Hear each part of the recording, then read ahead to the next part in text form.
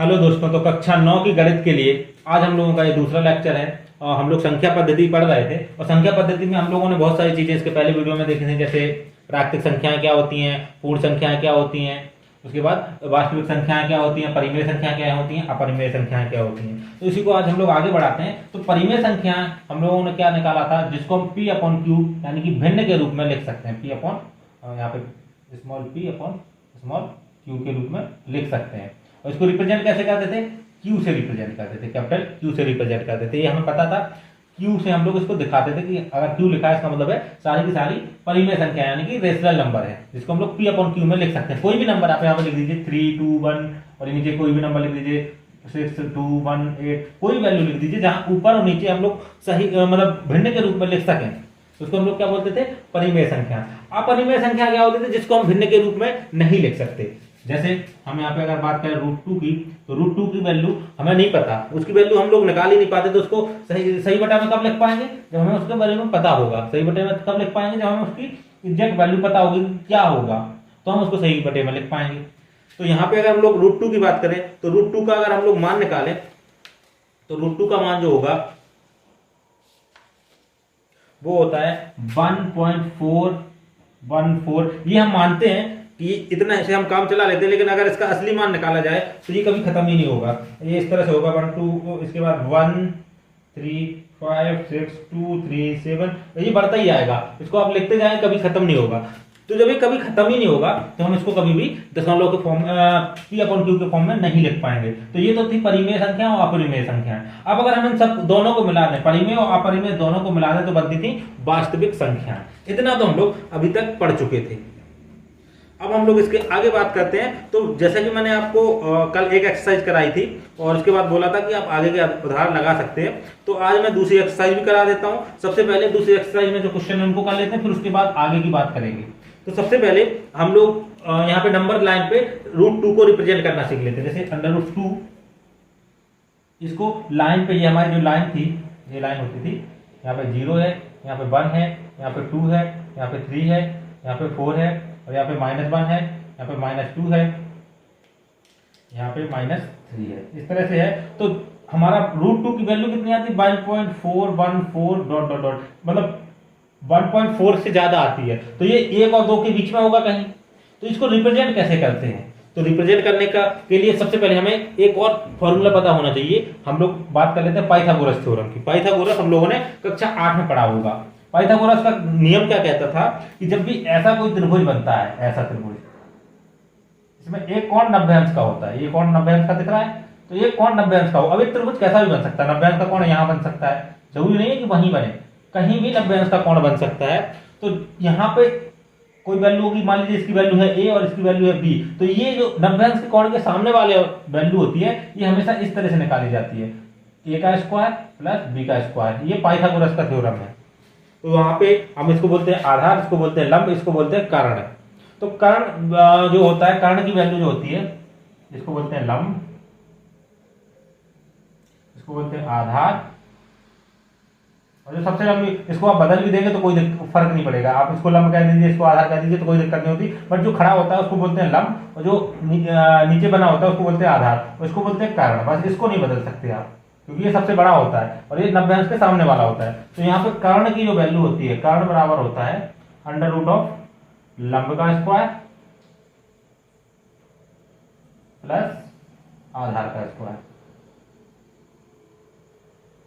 ये formula Pythagoras ने दिया था। इसका बहुत ज्यादा यूज होगा अभी भी, 9 में, 10 में, 11 में, 12 में, सब जगह इसका यूज होगा। तो ये आपको पता होना चाहिए।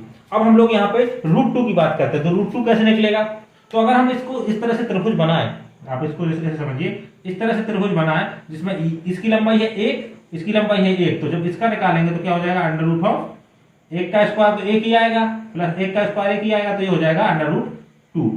यानी कि अगर हम इस तरह से बनाए, तो अब यहाँ पे देखिए हमें पता है 1 तो ये है, एक लाइन तो ये खिंच गई। अब इसको मैं थोड़ा सा घुमा दूं तो इस तरह समझ लीजिए, इस तरह से बनाए, तो ये क्या होगा, ये वाली वैल्यू ये √2 होगी, ये क्या होगा, √2 होगा। क्लियर है। तो यहाँ पे देखिए ये लाइन तो खिंची हुई है, ये वाली लाइन तो खिंची हुई है 1। अब अगर हम 1 जितनी लंबी ये लाइन है उतनी लंबी ऊपर लाइन भी खींच दे, इधर से ऊपर लाइन उतनी लंबी खींच दे, थोड़ी सी बड़ी होगी। अब इसको आपको स्केल से नाप के बनाना है, मैंने तो अंदाज लगा के बना दिया, ये इतनी है इतनी है। और जो ये वाली जो लाइन होगी, ये जो होगा ये √2 है, क्लियर है, ये 1 है, ये 1 है, ये √2 पता चल गया।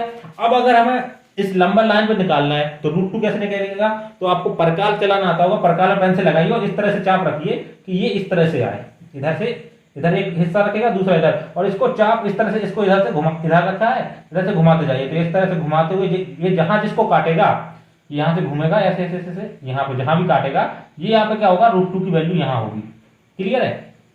अच्छा, √2 तो निकाल लिया।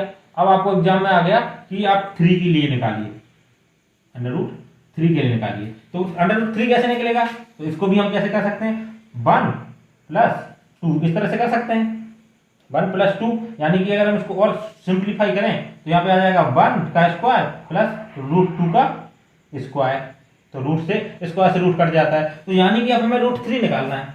तो √3 निकालना है तो वो वैल्यू आ जाएगी √1 का स्क्वायर प्लस √2 का स्क्वायर।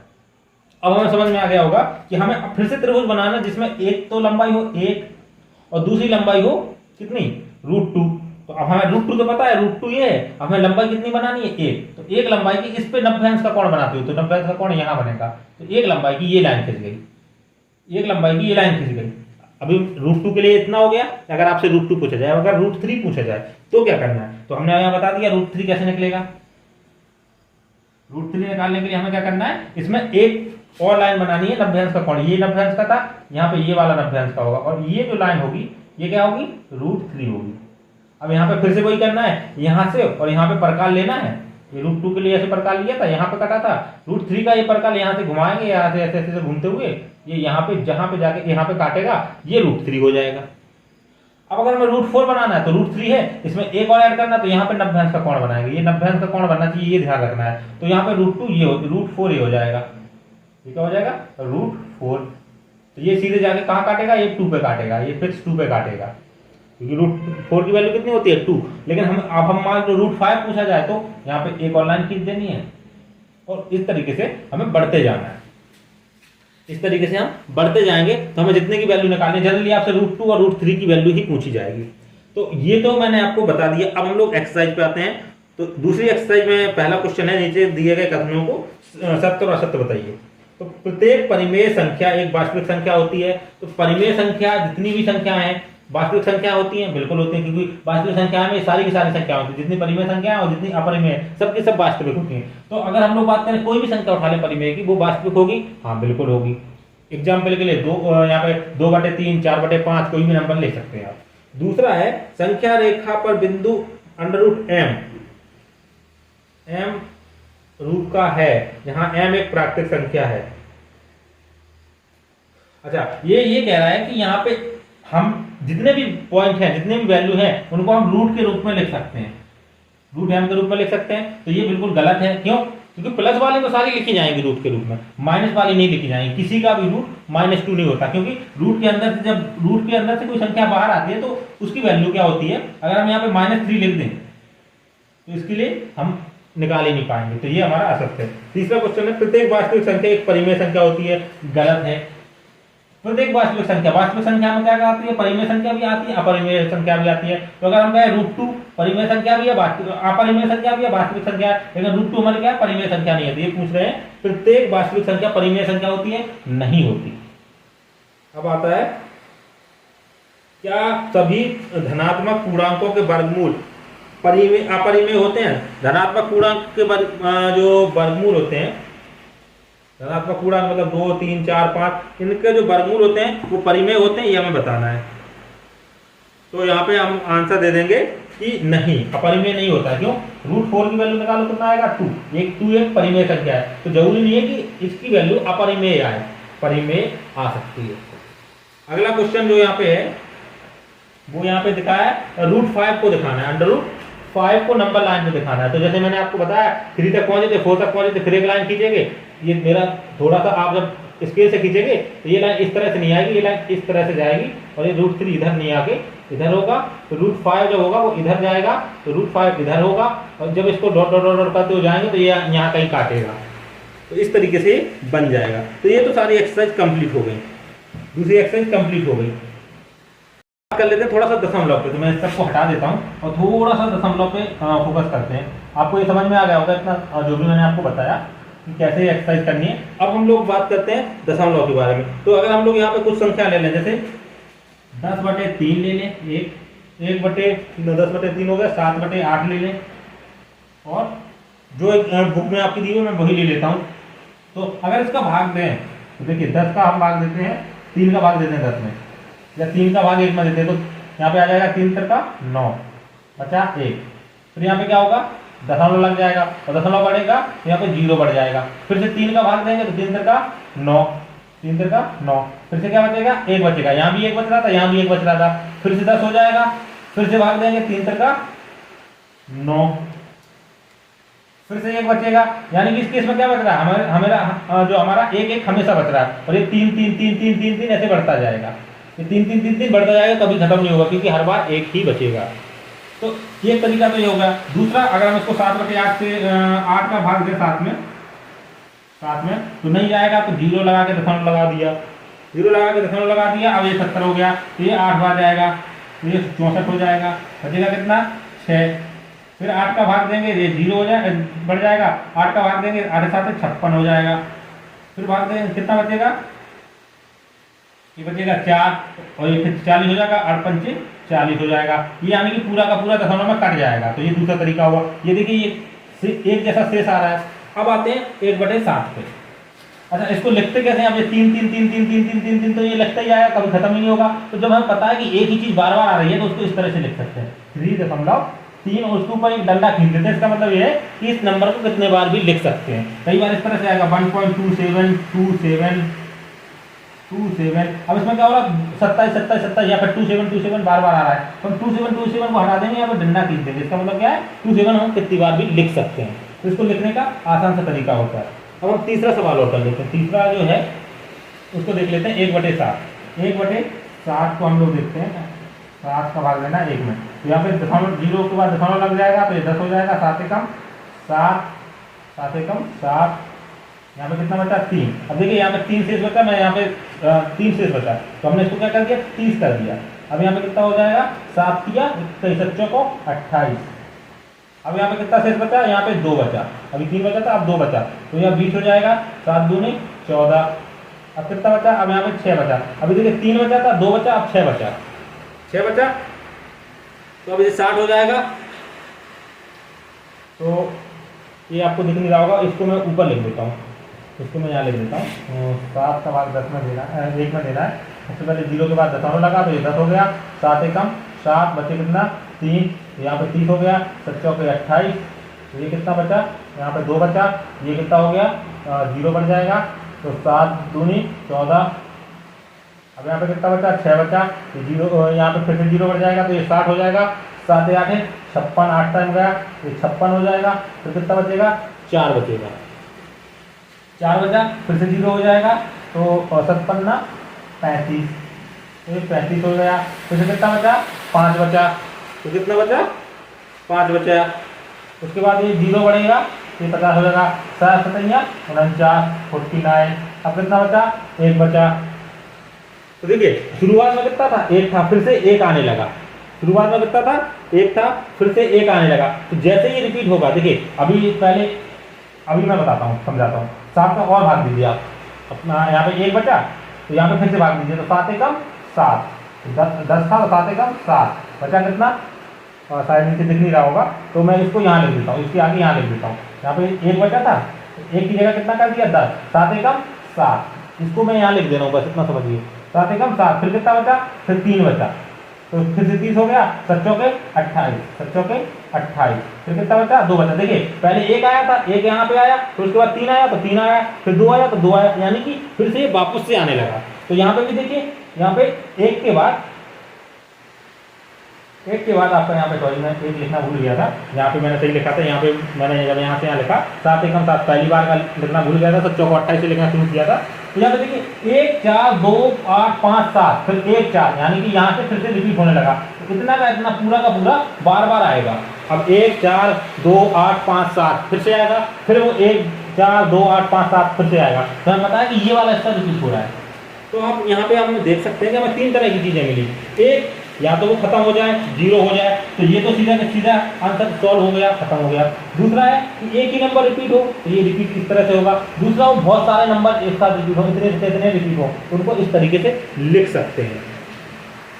हमारे पास 3 एग्जाम्पल थे। एक था 10/3, इसमें क्या हो रहा था, शेष जो हमारा बच रहा था, शेष हमेशा 1 बच रहा था, 1 हर बार 1 बच रहा था शेष, और हमारा वैल्यू कितनी थी, भाग हम 3 से भाग दे रहे थे, दूसरे भाग कितने से दे रहे थे, 3 से।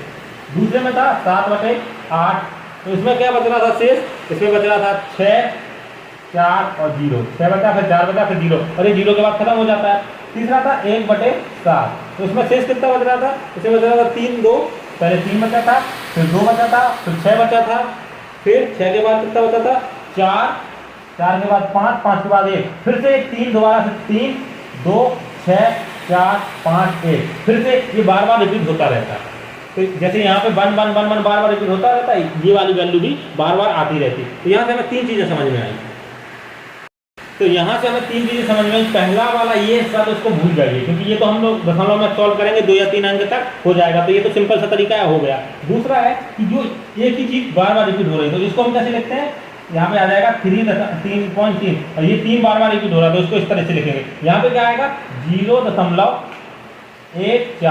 ये हम लोगों ने अभी सॉल्व किया था, तो इसका आया था 1 4 2 8 5 7, 2 8 5 7, अभी हमने भाग दिया था, 7 के बाद फिर क्या हुआ था, 1 4, फिर से शुरू हो गया था, तो ये इतना पूरा रिपीट हो रहा है।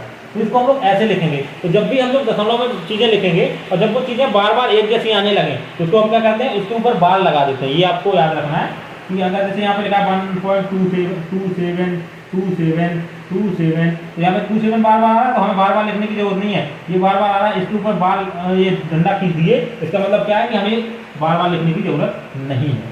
तो ये आपको समझ में आया होगा। अगर 0 शेष हो जाता है तब तो उनको हम लोग सीधे सीधे भिन्न के रूप में लिख सकते हैं, दशमलव के रूप में लिख सकते हैं। लेकिन अगर 0 कभी होता ही नहीं है, जैसे इस केस में शेष कभी 0 नहीं होगा, भाग देते रहेंगे कभी 0 नहीं आएगा, इसके 1/7 में आप भाग देते रहिए कभी 0 नहीं आएगा, तो उसको हम लोग कैसे लिखते हैं, ऐसे लिखते हैं कि जैसे इसमें 3 बार बार आ रहा था, हमने 3 के ऊपर डंडा खींच दिया, इसमें इतना हिस्सा पूरा बार बार आ रहा है, इसमें एक बार बार नहीं आ रहा, पूरा का पूरा ये आ रहा, 1 14 28 57, पूरा का पूरा 6 के 6 नंबर बार बार आएंगे, एक बार आएंगे, फिर दूसरी बार आएंगे, फिर तीसरी बार आएंगे, तो हम इसके ऊपर डंडा खींच देंगे। क्लियर है। अब हम लोग देखते हैं, कुछ उदाहरण लगा लेते हैं। अब हम इसको कुछ उदाहरण देख लेते हैं ताकि अगली एक्सरसाइज आपको समझ में आ जाए, अगला जो अभ्यास है वो आपको समझ में आ जाए।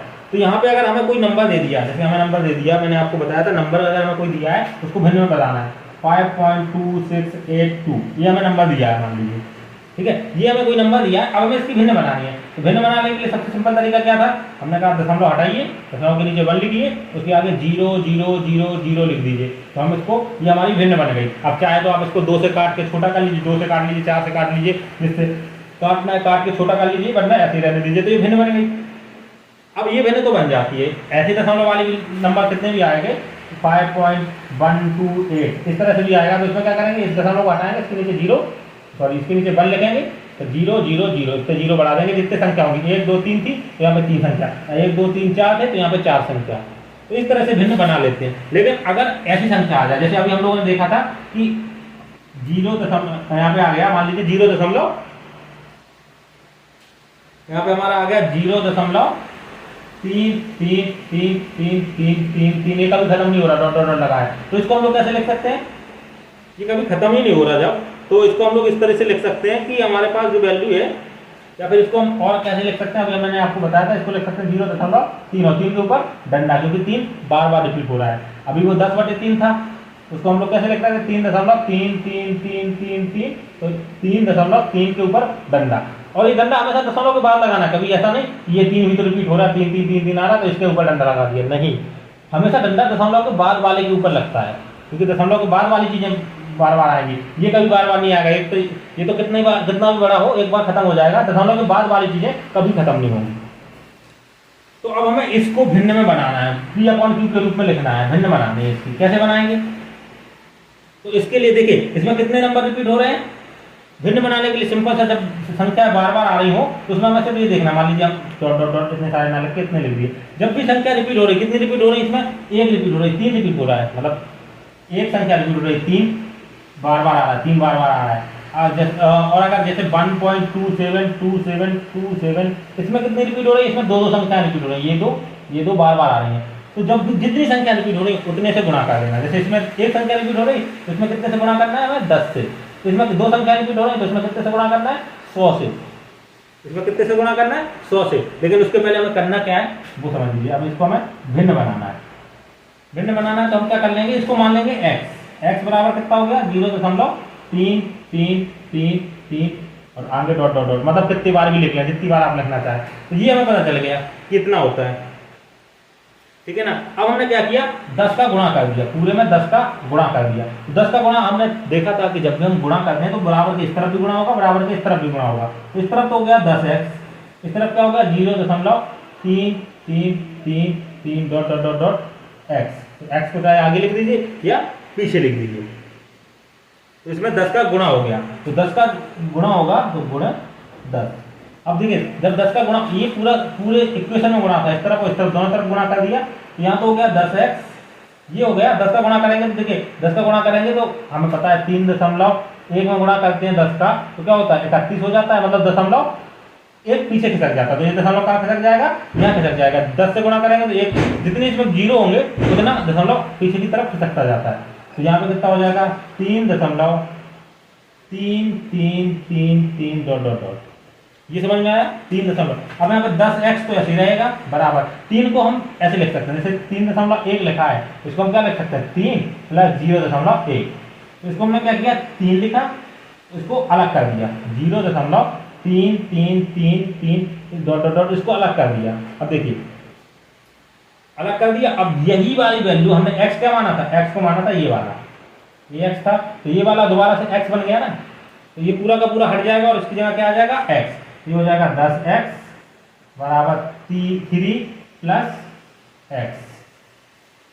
अब हमें इसको सॉल्व करना आता है, हमने कक्षा 8 में पढ़ा था कि x वाले एक तरफ ले आओ। तो यहाँ पे 10x था, ये प्लस का x था, तो इस तरफ आएगा तो माइनस का x हो जाएगा बराबर 3। तो यहाँ पे हो जाएगा 9x बराबर 3। अब देखिए x को अकेले करना तो ये गुणा में है, तो इस तरफ आएगा तो भाग में हो जाएगा। तो x बराबर हो जाएगा 3/9। 3/9 जब हम इसको काटेंगे 3 एकम 3 3 का 9, तो x की वैल्यू कितनी आ जाएगी, x बराबर आ जाएगा 1/3। तो 3/3 में हमने लिख दिया, x इसी को माना था तो इसकी वैल्यू कितनी आ गई 1/3। मैंने एक तो सॉल्व कर दिया, मैं एक और सॉल्व करके दिखा रहा हूँ ताकि आपको कंफ्यूजन ना हो। ये वैसे एग्जाम्पल में आपको मिल जाएंगे, इसलिए मैं कहता हूँ कि आप जो उदाहरण दिए हैं वो जरूर लगाइए। अब दूसरा क्वेश्चन हम लोग देखते हैं, 1.2727 ये है, तो इसको हम लोग कैसे लिख सकते हैं, डॉट डॉट डॉट आगे भी है, मतलब खत्म नहीं हुआ है। तो इसमें कितनी संख्या रिपीट हो रही है, दो संख्या रिपीट हो रही है, मतलब इसमें कितने से गुणा करना पड़ेगा 100 से। अगर 3 संख्या रिपीट हो रहे हो तो 1000 से। हमें वही करना है, इसमें क्या करना है 100 से गुणा करना है। तो हमने क्या किया, इसको x मान लिया पहले, तो x बराबर 1.2727 डॉट डॉट डॉट। इसमें गुणा कितने से किया 100 से, तो 100 से दोनों तरफ हो जाएगा। तो ये तो हो जाएगा 100x, ये हो जाएगा देखिए 100 से गुणा किया, 2 नंबर है तो 2 अंक तक खिसक जाएगा, ये इधर आ जाएगा दशमलव, 2 अंक तक खिसक जाएगा 127.2727 डॉट डॉट डॉट। इस तरह से होगा, 2 अंक तक खिसक जाएगा। ये 27 को आप कितनी बार भी लिख सकते हैं क्योंकि डॉट डॉट लगा है। अब इसको भी हमें क्या करना है, दशमलव जो हमें चाहिए था वो हम अलग अलग कर देंगे, 2 हिस्सों में इसको डिवाइड कर देंगे। जब 2 हिस्सों में डिवाइड करेंगे तो देखिए यहाँ पे इतना जा रहा है लेकिन हमें 1 दशमलव चाहिए था, तो हमें यहाँ से 127 नहीं बाहर करेंगे, निकालेंगे। ये तो 100x तो ऐसे ही रहेगा, इसमें से 127 नहीं निकालेंगे, 126 निकालेंगे। क्यों, क्योंकि एक हमें इसके साथ चाहिए, तभी तो इसको x बनाएंगे ना, इसको हटाना है तो x बनाना पड़ेगा। तो प्लस यहाँ पे 126 बचा, इसमें से 1 बचा और बाकी का ये दशमलव वाला, तो 1.2727 डॉट डॉट डॉट डॉट ये रह गया। अभी देखिए हमने यहाँ पे 127 था, एक इसमें से छोड़ दिया, 126 को बाहर ले लिया, अलग ले लिया और प्लस लगा के जो बचा 1 दशमलव। अगर आपको कंफ्यूजन हो रहा है तो इसको आप इस तरह से लिख सकते हैं, 126 प्लस 1.2727। जब इसको आप जोड़ेंगे तो क्या आएगा 127.27 यही वैल्यू आ गई। तो हमने क्या किया, इसको बस 126 को बाहर निकाल दिया। अब ये पूरा का कर लेते हैं, फिर हम लोग अगले वीडियो में बात करेंगे। यहाँ पे हमसे पूछा गया 1/7 और 2/7 के बीच में परिमेय संख्या बताइए। तो हमें पता है 1/7 हमने अभी निकाला था, 1/7 की वैल्यू कितनी थी 0.14। आप चाहें तो भाग देके निकाल सकते हैं, मैंने अभी निकाला था, मुझे याद है तो मैं लिख दे रहा हूँ। 2 8 5 7 और इस पे बार लगा था, है ना, इस पे लगा था बार।